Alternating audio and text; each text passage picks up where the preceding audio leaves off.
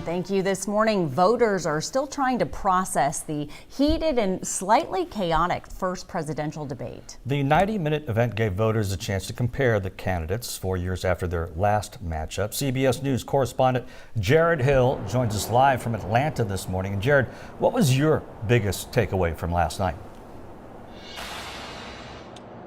So I would say the biggest takeaway that a lot of folks have been really talking about is the fact that on one hand you had former President Trump confident during the debate, but often making false statements. And then President Biden, his performance has been raising some concerns and questions among members of the Democratic Party. When it comes to some of the voters that we've heard from, in particular some of these swing voters, because remember, those are the folks that these debates really are aimed at, they say they didn't really get a ton out of what they saw last night. All right, Jared, and yesterday when we spoke with you, we talked about the microphone muting and then some other new rules that were in effect with the debate last night. Did they have any impact?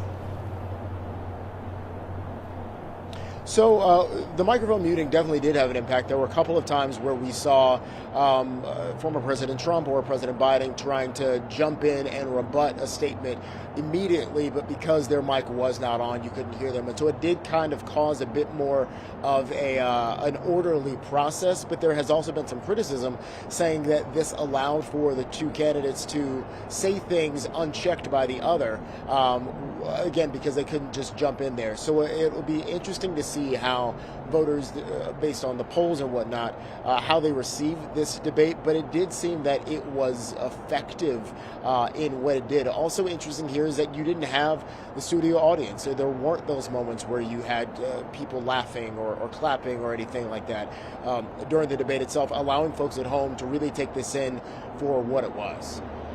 Less emotion for sure without that audience, but they were also able to get through a lot more topics. So hopefully helpful for voters. Jared Hill, live for us in Atlanta this morning. Thank you for that.